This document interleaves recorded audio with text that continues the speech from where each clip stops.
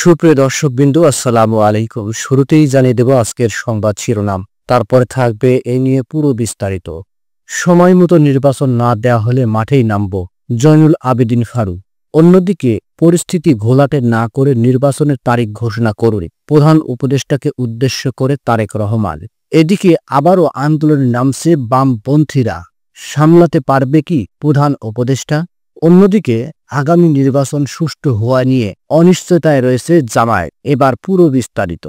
বিএনপির চেয়ারপারসনের উপদেষ্টা পরিষদের সদস্য জয়নুল আবেদিন ফারুক বলেছেন, নির্বাচনের জন্য আমরা মাঠে নামবই যদি সময় মতো নির্বাচন না দেওয়া হয়। ফারুক বলেন, এদেশে একটা জিনিস স্পষ্ট হয়ে গেছে, এই সরকার 9 মাসে পরীক্ষায় উত্তীর্ণ হতে পারেনি।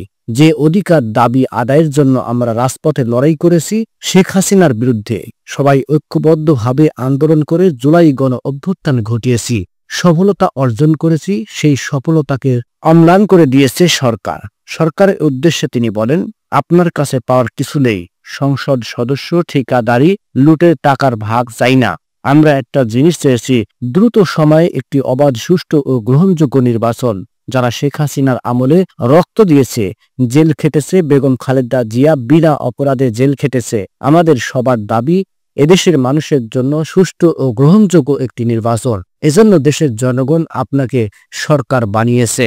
এদিকে পরিস্থিতি ঘোলাটে না করে নির্বাচনের তারিখ ঘোষণার কঠোর ইঙ্গিত দিয়েছেন তারেক রহমান।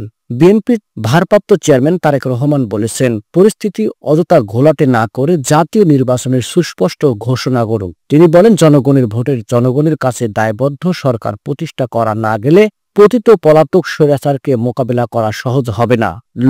লোভের প্রলোভন থেকে মুক্ত থেকে অন্তর্বর্তীকালীন সরকার অচিরেই জাতীয় নির্বাচনের তারিখ ঘোষণা করে বাংলাদেশের জনগণের অধিকার প্রতিষ্ঠার দায়িত্ব পালন করবে বলে আমি আশাবাদ ব্যক্ত করি। তারেক রহমান বলেন, আগামী দিনে আর কোনো স্বৈরাচার, আর কোনো ফ্যাসিবাদ যেন দেশ এবং জনগণের ভোটের অধিকার কেড়ে নিতে না পারে, সেজন্য গণতন্ত্রকে প্রাতিষ্ঠানিক রূপ দেওয়ার জন্য প্রক্রিয়া পদ্ধতি প্রণয়ন ও বাস্তবায়নের এখনই উপযুক্ত সময়। যদি গণতন্ত্রকে প্রাতিষ্ঠানিক রূপ দেওয়ার ক্ষেত্রে অন্তর্বর্তী সরকার শক্তি ও সামর্থ্য নিয়ে ইতিমধ্যেই জনমনে কিছুটা হতাশা সৃষ্টি করেছে, তবু গণতন্ত্রের পক্ষে রাজনৈতিক দলগুলো জনগণের ভোটে জবাবদিহিমূলক সরকার প্রতিষ্ঠার স্বার্থে অন্তর্বর্তী সরকারের প্রতি সমর্থন অব্যাহত রেখেছে।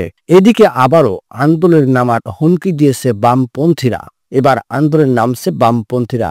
মানবিক করিডোর, চট্টগ্রাম বন্দর লিজ দেওয়া সহ সাম্রাজ্যবাদের রাজনৈতিক স্বার্থ রক্ষার নানা ধরনের পরিকল্পনার বিরুদ্ধে বৃহত্তর আন্দোলনের ঘোষণা দিয়েছে বামপন্থী জোট ও দলগুলো।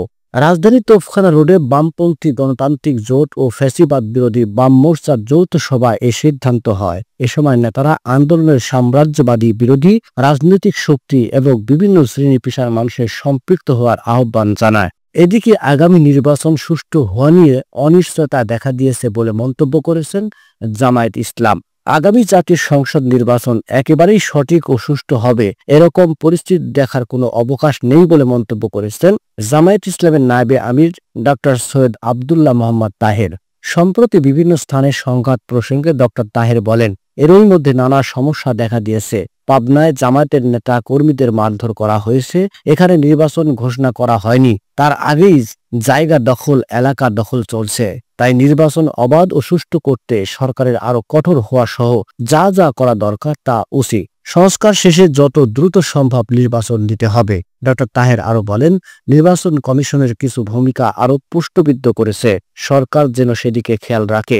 নির্বাচনের আগেই লেভেল প্লেইং ফিল্ড তৈরি করতে হবে। তিনি আরো বলেন, নির্বাচনের সুস্পষ্ট টাইমলাইন না থাকায় অস্থিরতা দেখা দিয়েছে, তাই বেশি সময় না নিয়ে সংস্কারের বিষয়ে ঐক্যমতে পৌঁছানো উচিত। নিউজটি সম্পূর্ণ দেখার জন্য সবাইকে ধন্যবাদ। বাংলা নিউজের পরবর্তী আপডেট পেতে আমাদের চ্যানেলটি সাবস্ক্রাইব করুন। নিউজটি ভালো লাগলে অবশ্যই লাইক, কমেন্ট, শেয়ার করে অন্যকে দেখার সুযোগ করে দিন। ধন্যবাদ।